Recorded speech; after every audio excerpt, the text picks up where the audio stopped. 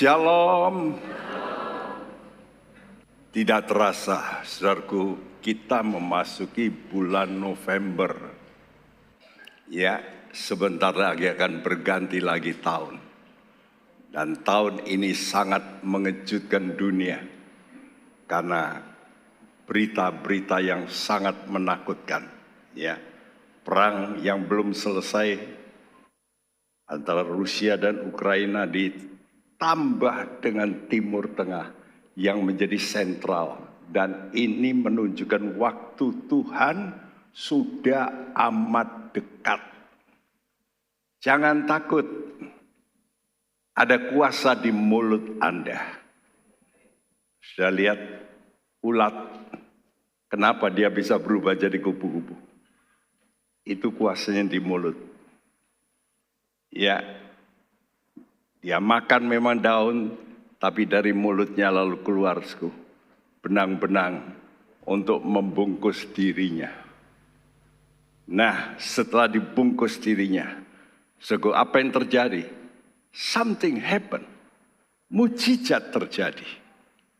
Jadi di mulut saudara ini, kalau saudara ingin mengalami mujizat-mujizat, jaga mulut Anda. Ya. Nah, selama bulan ini kita bicara tentang hidupi ucapan profetis. Apa itu profetis? Profet dari kata nabi berarti mengucapkan sesuatu yang belum terjadi namun akan terjadi. Ya, saudaraku, yakini ucapan profetis kita ini bahwa Tuhan akan melakukan seperti apa yang Tuhan janjikan. Karena itu saudara mesti suka membaca janji-janji Tuhan. Ya, kalau saudara baca janji-janji Tuhan, mulutmu akan keluar janji-janji Tuhan. Dan hari ini tema khotbah untuk minggu pertama ini adalah duta pujian profetis. Jangan menganggap remeh pujian.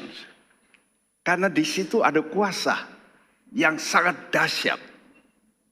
Kalau sudah nyanyikan dengan segenap hati, dengan sikap hormat bahwa Allah itu pencipta, dan kita menyanyi dengan ucapan-ucapan yang menyenangkan hati Sang Pencipta, maka Allah Sang Pencipta itu Allah yang maha kuasa. Dia El Shaddai. Waktu ketemu dengan Abraham usia, saudaraku, 99 tahun. Waktu itu dia masih belum punya anak. Padahal Tuhan berjanji umur 75 dia akan punya anak. 24 tahun menunggu. Tapi dalam Kejadian 17 ayat yang pertama dikatakan, saudaraku, waktu itu Allah berbicara Abraham, aku adalah Allah El Shaddai, Allah yang maha kuasa. Hiduplah di hadapanku dengan tidak bercelah. Dan apa respons langsung dari Abraham? Dia sujud. Nah, ini, saudaraku, kalau hatimu sujud, lalu akan terjadi yang namanya ucapan-ucapan yang berbeda. Coba kalau ada orang besar datang, saudara boleh nggak ngomongannya ngawur, maki-maki, gerundel? Saudara kan diam, nggak berani. Ya, oleh karena itu mari kita bacakan bersama Amsal 18 ayat 21, 2, 3. Dan mati dikuasai lidah, siapa suka menggemakannya akan memakan buahnya. Hidup dan mati dikuasai lidah. Karena itu hati-hati dengan mulut kita.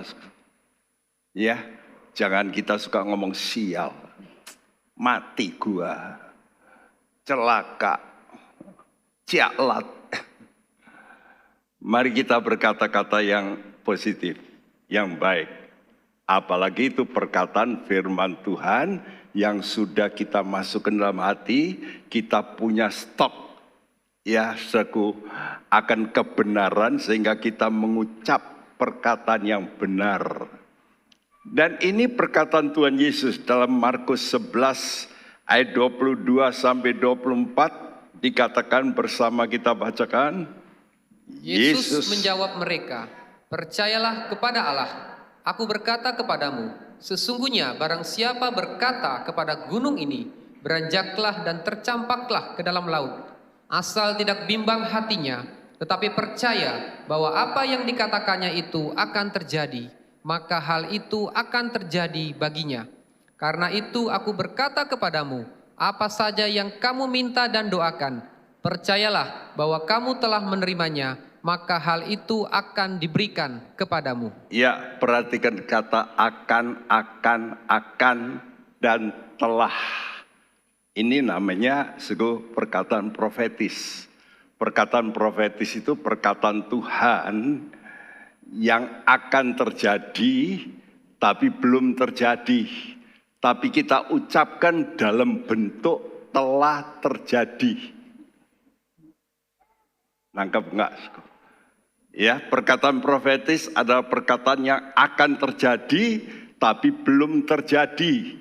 Namun kita mengucapkan dalam bentuk sudah terjadi.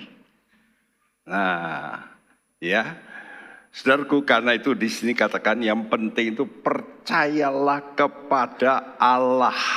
Ini kunci. Allah yang bagaimana? Yang dipercaya Abraham, Allah yang maha kuasa. Dia dapat melakukan yang tidak ada menjadi ada. Nah itu. Jadi saudara mesti percaya Allahmu yang semacam begitu. Allah bisa membuat sesuatu yang tidak ada menjadi ada. Mungkin saudara punya rasa takut. Engkau bisa hilang rasa takutmu karena engkau percaya Allahmu bisa mengubah. Ya, saya ini dulu orang minder sekali. Kenapa minder? Karena gagap. Apalagi suruh di depan orang begini. Wah sudah macet. Saudara, tapi Allahku berkuasa. Nah perlu ucapan-ucapan berkata bahwa apa yang dikatakannya, ayat ini berkata, saya kasih highlight, apa yang dikatakannya itu akan terjadi, maka hal itu akan terjadi baginya. Ya, saudaraku, percayalah bahwa kamu telah menerimanya. Nah, kalau saudara telah menerima sesuatu yang dijanjikan, apa sikap saudara? Apa sikap saudara? Saudara dijanjikan, lalu pasti terjadi. Misalnya orang datang, lalu dia bawa kunci mobil. Dia berkata, ini Pak Bekti, saya kasih mobil. Saya berkata, lu kok kunci? Gitu? Apa yang harus saya katakan? Gak ada suara? Apa yang harus saya katakan? Terima kasih. Haleluya. Mestinya begitu kok sudah diem aja. Nggak tanggap ya. Saudara, itulah cara Tuhan. Janji-janji Tuhan ini mesti kita dengarkan. Kalau kita percaya, kita ini buktikan percaya kita dengan puji-pujian kepada Allah kita. Nah, kapan puji-pujian itu ada? Dalam Matius 21 kalau sudah baca ayat-ayat ini, ya. Sekarang harus belajar baca ya, seperti kalau sudah lihat bioskop kan teks, saudara bisa tuh. Jangan diam aja merem. Tapi baca, ya. Waktu Yesus masuk ke Yerusalem, orang bersorak-sorak, anak-anak bersorak-sorak, Hosana, Hosana. Dia yang datang dalam nama Tuhan. Imam-imam jengkel. Diam, jangan, ya teriak-teriak, ya saudaraku. Tapi mereka lalu menyindir Tuhan. Apakah kamu dengar anak-anak ini bicara? Kata Yesus, ya aku dengar. Ya, Lalu bagian yang putih itu saya tuliskan, ya, kata Yesus pada mereka, aku dengar, belum pernahkah kamu membaca dari mulut bayi-bayi dan anak-anak yang menyusu telah engkau menyediakan puji-pujian. Jadi dari bayi kita semua kalau nggak bisu mesti ngomong. Ya, karena itu kalau sudah lihat bayi itu senang ya, diam-diam, ayo jauh. Hati saudara bisa gembira ya, karena itu nenek-nenek senang dengan cucu. Lucu, ya aduh, kau bisa menghibur, ya di tengah kemelut, anak ini bayi ini mesem-mesem, ketawa, lalu ngomong sendiri. Itulah dari mulut bayi ini Tuhan sudah sediakan puji-pujian. Ayat ini dipetik oleh Tuhan dari kitab Mazmur pasal 8 ayat 3 yang berbunyi seperti ini. Mari kita bacakan dengan, nah ini saudara bersuaralah. Nanti kalau saudara bersuara akan terjadi mujizat-mujizat.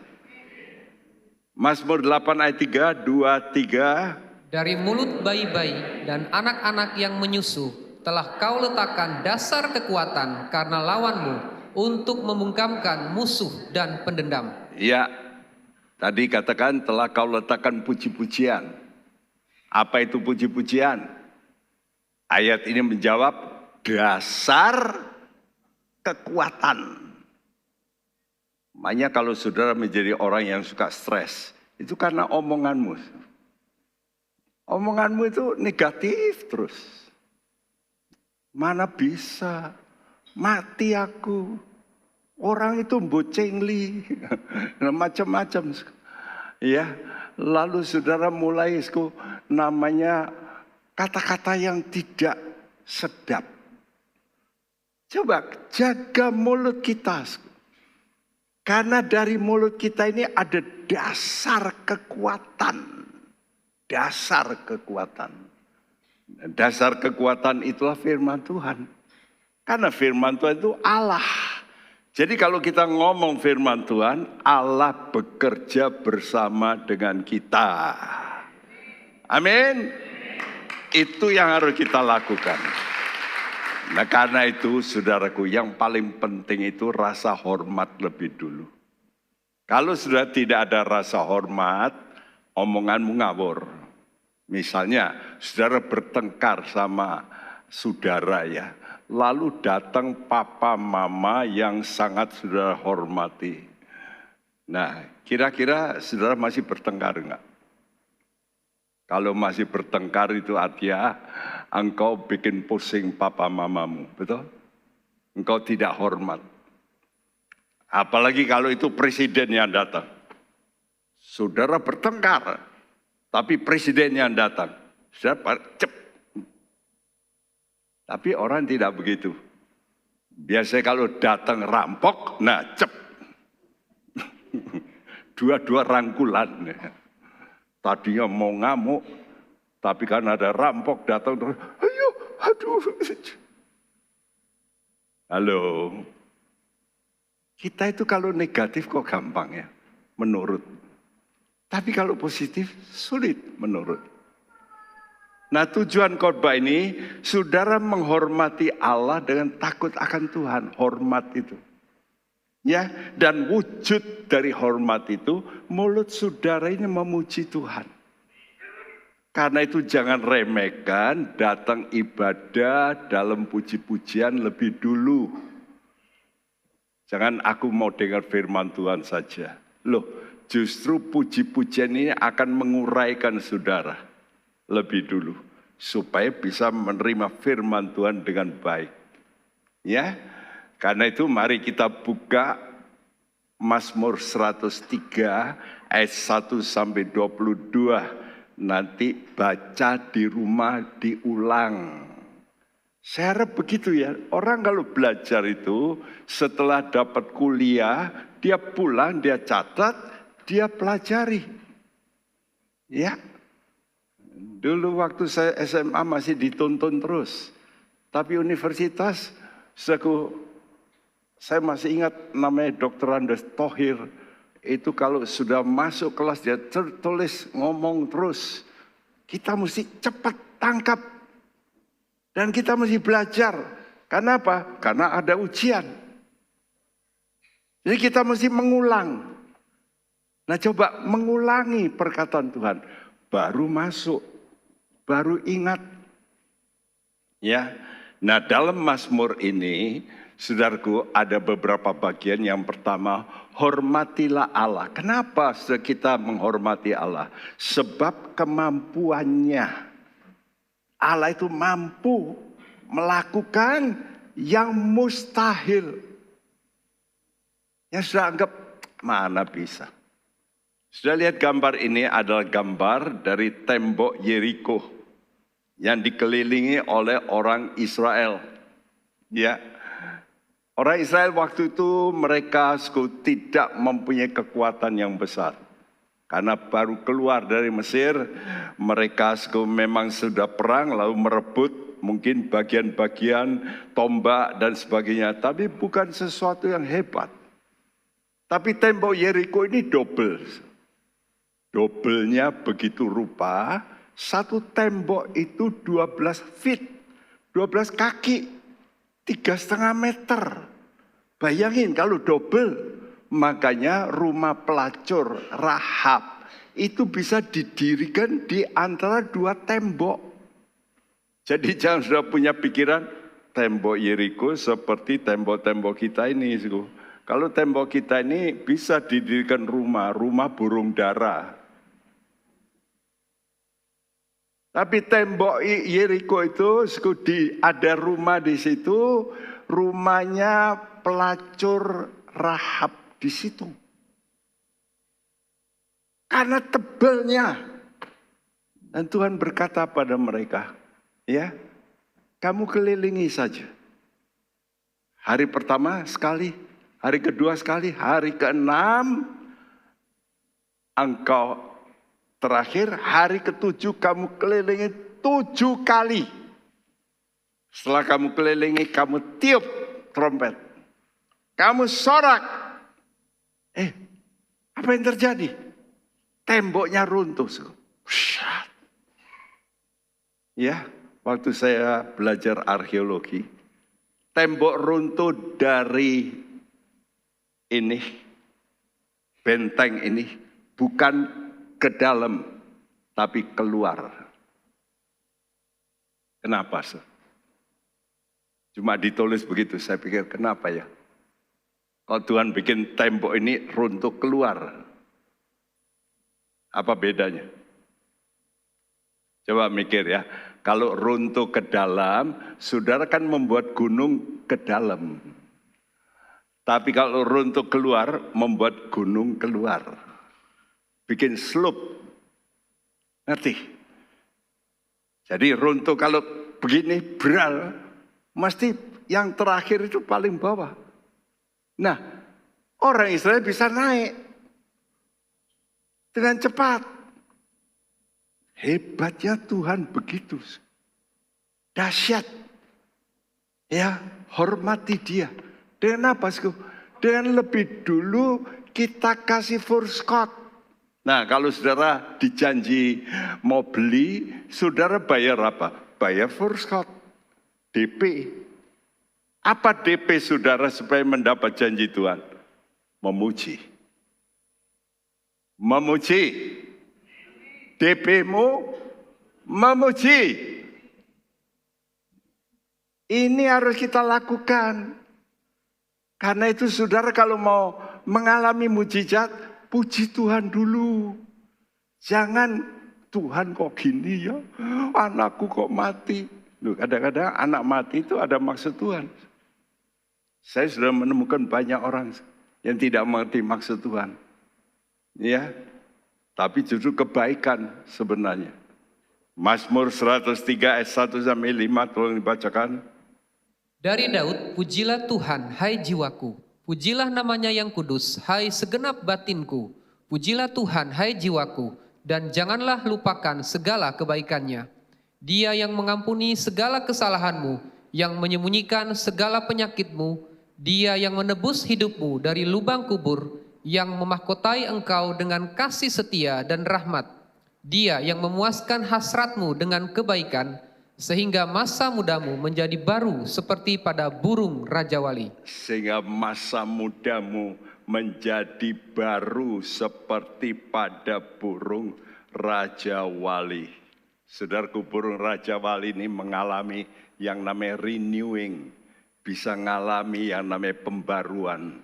Kalau dia sudah usia 40 tahun biasanya akan mati. Saudaraku, dia lalu berpuasa. Dia copoti semua parunya yang bengkok, sudah bulu-bulunya dia cabuti, dan dia ketok-ketok parunya supaya putus. Tapi dia lalu membentangkan di atas batu berpuasa. Saat itulah Tuhan memberikan dia satu pembaruan. Bulunya mulai keluar yang baru. Parunya mulai keluar yang baru. Cakarnya tadi sudah sampai begini kan sulit. Mesti yang baru keluar. Nah itu masa transisi yang paling berat. Dilakukan oleh burung Raja Wali. Dan kenapa bisa? Karena menerima sinar matahari. Dia berpuasa, tapi Tuhan lalu ubahkan. Kita juga begitu. Yang tua-tua, jangan merasa tua, masih belum tua. Saya selalu ingat juga kalau orang berkata, Pak Bekti umur berapa? 82. Oh sudah 8, baru 82. Loh kenapa? Musa itu melayani Tuhan 80, baru melayani Tuhan. Jadi saya ini baru melayani Tuhan 2 tahun. Coba punya pikiran bahwa Tuhan bisa membarui hidupmu. Ya, pemazmur mengajak kita memuji Tuhan sebab ada kuasa dalam puji-pujian. Nanti buktikan, ya. Kalau memuji, coba buktikan. Betul enggak saudara itu memuji dengan segenap? Tadi dikatakan apa? Hai jiwaku, pujilah Tuhan. Apa yang harus kita lakukan? Bukan hanya dengan mulut ya. Kalau jiwamu memuji, baru mulutmu bisa memuji. Kalau mulutmu memuji, hanya mulut, belum tentu jiwamu memuji. Dan pujilah siapa? Pujilah namanya. Nama Tuhan kita siapa? Nama Tuhan kita siapa? Nama Tuhan kita siapa? Apa artinya Yesus? Apa artinya Yesus? Penyelamat, Savior. Penyelamat. Ya, karena itu ucapan profetis berarti memperkatakan firman rema. Apa itu firman rema? Firman rema itu waktu saudara baca Alkitab, saudara sepertinya Tuhan bicara. Jadi tidak seperti saudara baca koran. Tapi ini seperti Tuhan bicara. Kapan saudara bisa begitu? Kalau saudara menerima surat dari orang tuamu, dia tulis, "Nak, aku sakit." Waktu Anda baca itu gimana? Sakit berat. Ini mama enggak punya duit. Gimana? Waktu saudara baca, taruh. Itu baca koran. Perang Hamas, ada yang nangis? Enggak ada. Tapi kalau saudara dengar kabar, saudaraku, ya, ayahmu sakit keras, engkau baca, wih, terenyuh. Ini loh, banyak kali kita baca Alkitab itu tidak menjadi rema. Ini Tuhan yang ngomong. Nah kalau ini kita yakini, maka hidup kita ini akan bersuka cita. karena janjinya. Ya, tapi lihat nanti saudara baca, catat, Sefanya tidak perlu kita baca, pasal 3 ayat 14 sampai 18, bersorak-sorailah hai putri Sion. Jadi orang Israel disuruh bersorak-sorak. Sefanya ini menulis waktu orang Israel dalam kemelut, dalam kesulitan, ya saudaraku. Tapi Tuhan suruh apa? Bersukacitalah, bersorak-sorailah, bertempik sorak. Lalu Tuhan katakan yang huruf putih, Tuhan telah. Loh, belum kok suruh sorak-sorak. Itu loh namanya firman nubuat tuh. Tuhan telah ya menyingkirkan hukuman yang jatuh atasmu. Padahal belum. Tuhan telah menebas binasa musuhmu. Padahal belum. Ya. Engkau tidak akan takut malapetaka lagi. Masih takut. Tapi ada satu hal, ayat ini berkata, Tuhan ada di antaramu. Kapan Tuhan ada di antara kita? Saya tanya, kapan Tuhan ada di antara saudara? Kata Tuhan apa? Matius 18, jikalau dua orang berkumpul atas namaku, aku hadir. Bukannya Tuhan kumpul, sekarang Tuhan itu duduk di atas pujian. Makanya kalau kumpul jangan ngerumpi. Kumpul ini memuji Tuhan. Kalau kita memuji Tuhan, Tuhan ada di antaramu. Sebagai apa Tuhan ada di antaramu? Sebagai pahlawan. Memang problemmu masih ada, tapi dia ada di antaramu sebagai pahlawan. Yang akan memberikan kemenangan. Problemnya belum selesai, tapi kita percaya kalau Tuhan hadir, beres. Begitu ya, itu cara kita berpikir seperti itu. Inilah yang Tuhan mau. Maka kalau kita yakin itu, lalu saya tuliskan ayat 16 itu, pada hari itu akan dikatakan, pada hari itu, jadi next.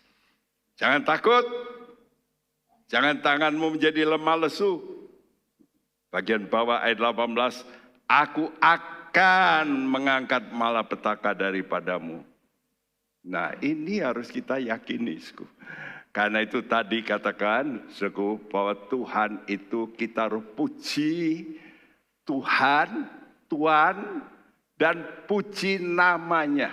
Namanya siapa? Itulah Yesus. Yesus itu artinya penyelamat. Jesus saves. Tuhan itu penyelamat kita. Nah, jadi kalau kita puji-puji Tuhan, maka di sini ayat ini berkata, ya, Dia yang mengampuni segala kesalahan. Jadi kalau Tuhan hadir, maka Tuhan itu siap mengampuni kita. Tuhan hadir, maka ada kuasa penyembuhan. Karena itu kalau saudara sakit, coba jangan gerundel terus. Coba puji Tuhan. Kok sembuh ya? Jadi nggak perlu ditumpangi tangan. Yang penting hatimu. Hatimu memuji Tuhan. Di sini katakan, Dia yang mengampuni kesalahanmu. Lebih dulu diampuni. Urutan kedua, yang menyembuhkan segala penyakitmu. Ini saya sebetulnya sedang sakit, tapi saya percaya hari ini Tuhan akan pulihkan total. Sudah 2 minggu saya kena bronkitis berat. Ya, kemarin masih khotbah juga, minggu lalu juga khotbah. Kalau ada pujian, ada pengampunan, saya datang memang, Tuhan ampuni saya. Saya pasti ada kesalahan. Dan Tuhan sembuhkan saya. Ya. Lalu dikatakan, Ayat 4, Dia yang menebus hidupmu dari lubang kubur. Siapa yang sakit mau mati? Ayo memuji Tuhan, mau mati kok memuji Tuhan. Bisa luput dari lubang kubur. Coba lakukan, suku. Yang memahkotai engkau, dia akan memberi kehormatan kepadamu. Hidupmu akan diubah oleh Tuhan. Tadinya disepelekan orang, nanti bisa dihormati orang. Dia yang memuaskan hasratmu, Tuhan akan puaskan. Ya, lalu sehingga masa mudamu menjadi baru, pemulihan. Ya, famili saya, suku, Ibu Sunkwa ini ada di sini orangnya duduk. Ya, ini sudah mau mati nih. Sudah pesen-pesen untuk beres-beres semua warisan. Benar. Saya juga melihat, wah, no hope. Karena pernah cancer, suku, macam-macam, waduh macam-macam. Tapi karena iman, percaya, saya datang memuji ya dengan anaknya, suku. Sekarang bisa ke gereja lagi. Kok bisa? Ini namanya kuasa penebusan dari lubang kubur. Percayalah, suku. Kuasa Tuhan itu dahsyat. Asal hatimu jangan gerundel. Waktu itu saya tanya, gimana? Siap mati? Siap. Nah, gitu loh. Loh, aku kok gini Tuhan, kok jahat, kok harus mati. Siap mati? Siap. Haleluya. Menghadapi problem, mari kita buktikan kuasa Tuhan itu nyata. Dia berkuasa. Karena itu hormati Allah. Sebab sifatnya penyayang. Dia itu sayang kepada saudara. Sangat sayang.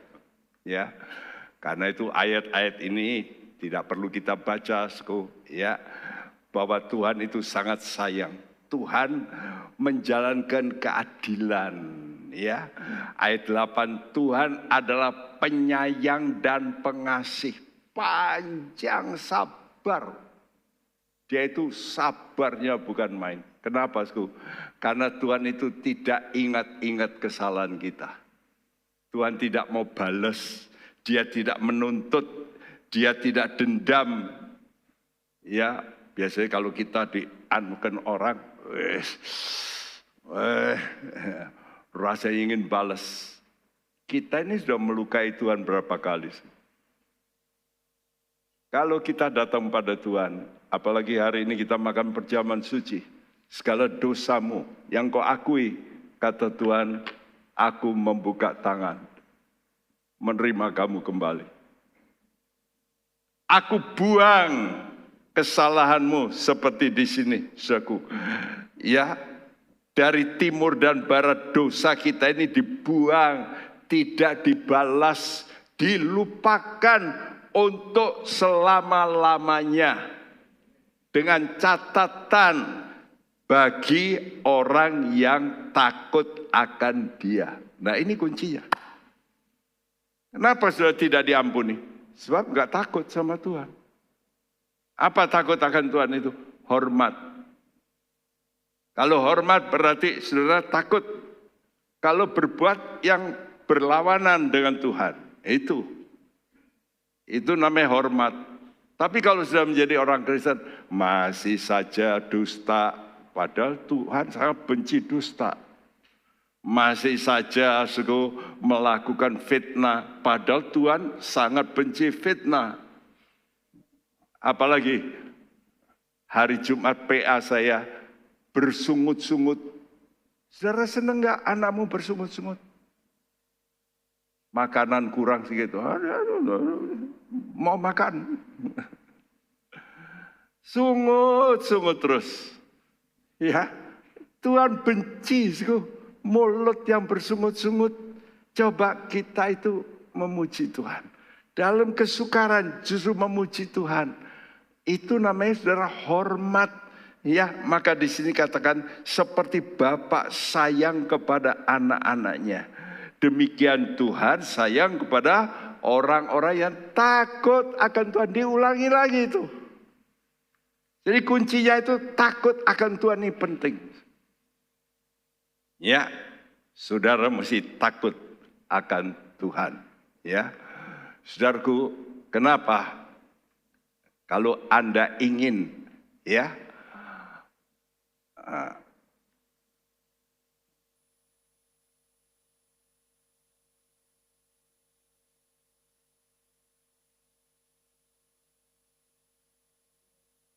ya, kalau Anda ingin mendapat kasih sayang Bapa, punyailah roh takut akan Tuhan. Itu baru saudara nanti akan mengalami sayangnya. Ya, takut akan Tuhan itu apa? Hormat. Jadi kalau anak suka hormat sama orang tua pasti sayang. Tapi kalau anak ini kalau dimarahi, matanya mencicil. Papi itu. Sayang? Enggak. Oh, nantilah kalau saya mati tak kasih 0 warisannya. Benar gak? Kalau sudah hormat, Tuhan itu sayang. Hormat itu apa? Takut akan Tuhan itu apa? Percaya perkataannya itu pasti terjadi. Itu baru takut akan Tuhan. Jadi takut akan Tuhan itu penghormatan kepada Bapa. Kenapa kita hormati Allah Bapa kita? Karena dia lebih dulu mengorbankan loh. Ya, kenapa kita hormat? Karena korban. Karena itu anak-anak hormati ibumu. Zaman dulu kalau seorang anak tidak menghormati ibunya, hukumannya mati. Ya, sekarang malah ibunya dicincang. Karena enggak kasih uang. Waduh, kurang ajarnya bukan main. Padahal ibunya dulu yang mengandung. Menyerahkan nyawa. Nah, Bapak kita menyerahkan siapa? Menyerahkan anaknya yang tunggal. Karena kasihnya untuk menebus kita. Ya, dan inilah yang disebut rahasia ibadah. Rahasia ibadah itu terletak dalam kunci Yesus. Yang diserahkan, mati, bangkit, lalu diangkat tinggi, dimuliakan. 1 Timotius 3 ayat 6 mengatakan sesungguhnya agunglah rahasia ibadah kita. So great is the mystery of godliness. Ada misteri. Memuji Tuhan kok bisa sembuh ya? Memuji Tuhan kok hatiku kok bisa beres? Memuji Tuhan kok takutku hilang? Memuji Tuhan problemku tadinya menekan, lepas. Apa itu? Misteri. Rahasia. Nah, rahasia ini besar. Kenapa rahasia ini besar? Coba dibacakan yang di bawahnya. Rahasia ibadah agung sebab Ia yang tidak menyayangkan anaknya sendiri, tetapi yang menyerahkannya bagi kita semua. Bagaimanakah mungkin ia tidak mengaruniakan segala sesuatu kepada kita bersama-sama dengan dia? Ya, kalau Allah Bapa itu berani menyerahkan Yesus anaknya, masa permintaanmu yang sepele-sepele tidak akan dikasih oleh Tuhan? Coba pikirkan. Kalau dia berani memberikan Yesus menjadi manusia dihajar, dilukai, ya, dihina. Bapak di sorga sebetulnya menekan. Jadi waktu lihat Yesus sampai dia nggak tahan Bapak itu. Sehingga Yesus berkata, Bapak, kenapa engkau tinggalkan aku? Kenapa? Karena Tuhan tidak tahan Bapak. Yesus mau memikul kesalahan orang. Dia nggak tahan. Ini rahasia besar bahwa Yesus mau menyerahkan dirinya untuk kita. Karena itu hormati Allahku, sebab apa? Dia setia atas perjanjiannya. Tuhan itu setia dengan janji-janjinya. Ya, dalam Mazmur 103 ayat 15-18 tolong dibacakan. Adapun manusia hari-harinya seperti rumput, seperti bunga di padang, demikianlah ia berbunga. Apabila angin melintasinya, maka tidak ada lagi ia dan tempatnya tidak mengenalnya lagi. Tetapi kasih setia Tuhan dari selama-lamanya sampai selama-lamanya atas orang-orang yang takut akan Dia, dan keadilannya bagi anak cucu, bagi orang-orang yang berpegang pada perjanjiannya dan yang tidak ingat untuk melakukan titahnya. Kasih setia Tuhan dari selamanya sampai selama-lamanya.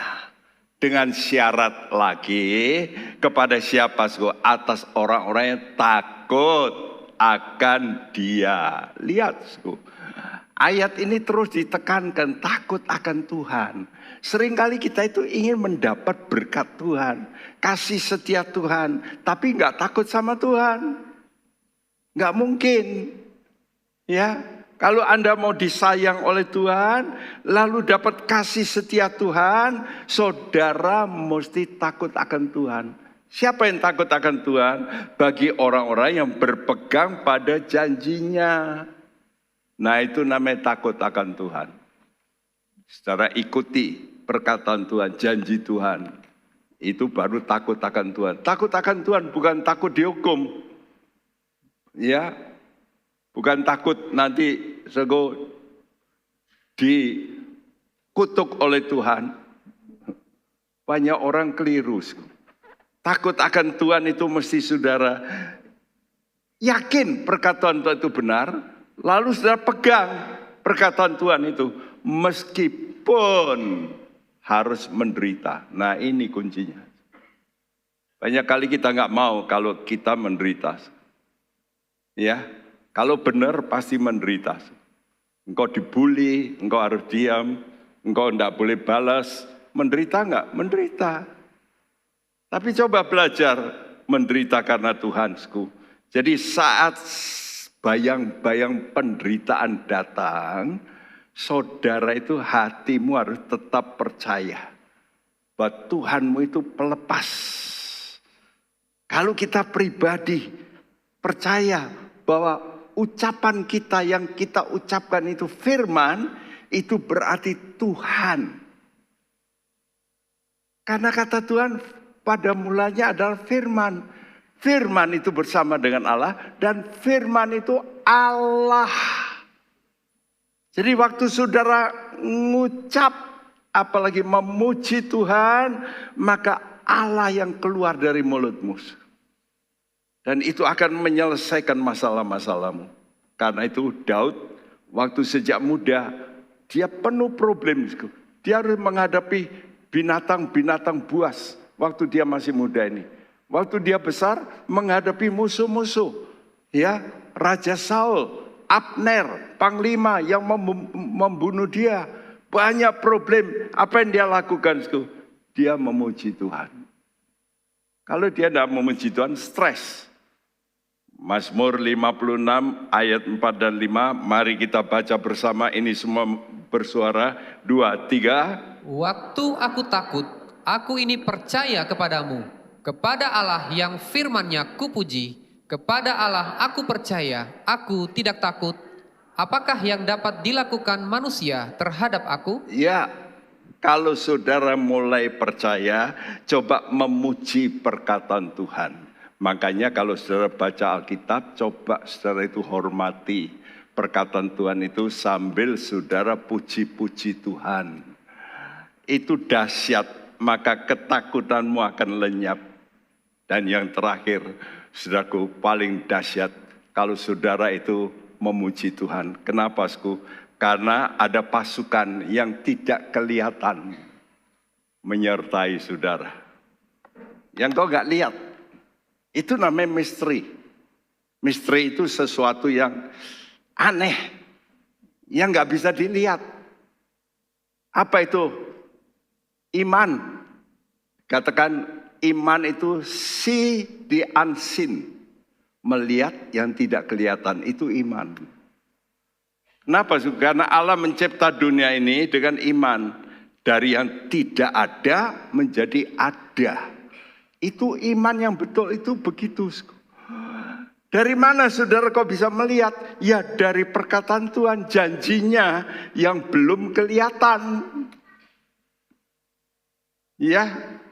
Nah, saya lihat gambar ini apa?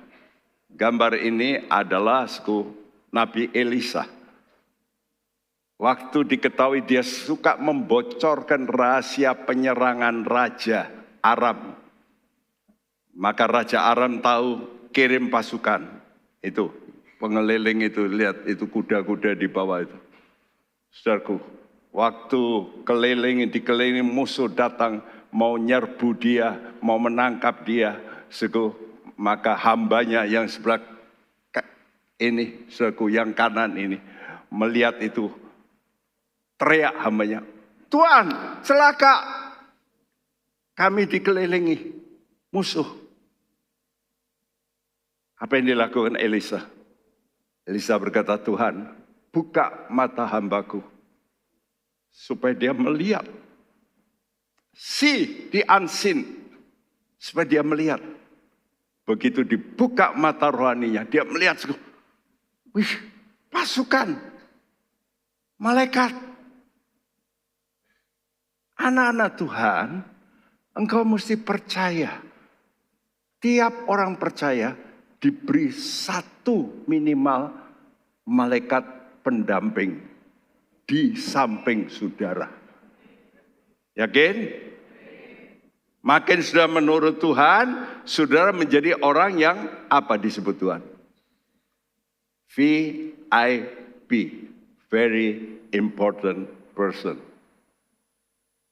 Karena engkau melakukan seperti Bapak Yakob, waktu dia mau harus ketemu Esau, dia lihat di langit, dia lihat apa? 2 pasukan malaikat, 2 pasukan. Pasukan paling kecil 12, betul enggak? Peleton. Kalau 2, 24. Bayangin kalau saudara dikelilingi 24 pasukan. Ajudan. Nah ini yang membuat saya dulu hilang ketakutan. Dan nyata, berkali-kali orang lain yang lihat, saya nggak pernah lihat malaikat. Tapi beberapa kesaksian, waktu saya khotbah pun orang melihat malaikat di samping saya. Encim satu, nanti boleh tanya pada Ibu Lydia. Itu orang Jepara.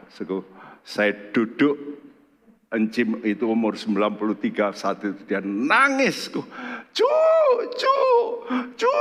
Loh kenapa Cim? Ah itu di sampingnya cucu itu loh. Ada malaikat gede. Saudara, tahukah saudara bahwa Tuhan itu penjaga hidupmu yang tidak kelihatan? Allah kita Allah yang dahsyat. Karena itu kita baca ini. Mazmur 103, 19-22. Tuhan sudah menegakkan tahtanya di surga dan kerajaannya berkuasa atas segala sesuatu. Pujilah Tuhan, hai malaikat-malaikatnya, hai pahlawan-pahlawan perkasa yang melaksanakan firman-Nya dengan mendengarkan suara firman-Nya. Pujilah Tuhan, hai segala tentaranya, hai pejabat-pejabatnya yang melakukan kehendak-Nya. Pujilah Tuhan, hai segala buatannya di segala tempat kekuasaannya. Pujilah Tuhan, hai jiwaku. Iya, kita disuruh memuji Tuhan karena disingkatkan Tuhan sudah menegakkan tahtanya di sorga. Kerajaannya berkuasa atas segala sesuatu. Mari kita percaya itu, saudaraku. Dengan kita memuji Tuhan, kenapa? Waktu kita memuji Tuhan, malaikat-malaikat kita yang menjaga kita itu mendengar. Waktu malaikat-malaikat itu mendengar, lalu engkau ucapkan firman, berarti mengucapkan apa? mengucapkan Allah yang bicara. Betul? Kalau Allah yang bicara, malaikat nurut enggak? Nurut. Makanya disebut tentara. Malaikat itu tentaranya Tuhan. Yang enggak kelihatan. Tapi waktu saudara ngomong perkataan Tuhan ya, jangan makian. Tapi kalau sudah ucapkan perkataan Tuhan dengan imanmu, Allah itu ada, Allah itu eksis, Allah berkuasa, maka malaikat yang dengar lalu dia, oke, aku kerjakan apa yang dia ucapkan. Nah, sungguh pasukan malaikat itu akan membantu saudara melaksanakan firman nubuat yang saudara ucapkan. Tapi dikatakan di segala tempat kekuasaannya. Allah tidak mau berkuasa di tempat yang tidak dia berkuasa. Allah berkuasa di tempat di mana dia berkuasa. Di mana? Di antara anak-anak Tuhan yang berkata, kalau doa itu gimana? Bapa di sorga, dikuduskanlah namamu, menguduskan Tuhan lebih dulu. Lalu apa? Datanglah kerajaanmu. Nah ini tempatnya Allah berkuasa. Kalau anak Tuhan suka memuji Tuhan, menguduskan Tuhan, maka Allahmu itu akan datang dengan kerajaannya dalam hidupmu. Sehingga hidupmu ini penuh dengan damai sejahtera. Wow. Saudaraku, karena itu belajar. Kita percaya, Ibrani 1 ayat 14, malaikat dicipta untuk menolong kita justru. Ya, malaikat itu pegawainya Tuhan. Dicipta lebih dulu sebelum manusia. Untuk apa? Untuk membantu kita. Tapi jangan saudara doa sama malaikat. Tidak konjat. Karena saudara nggak boleh nyuruh malaikat. Saudara ngomong perkataan Tuhan. Tuhan yang nyuruh mereka. Maka akan terjadi. Karena itu mari kita semua datang pada Tuhan. Siapkan hatimu.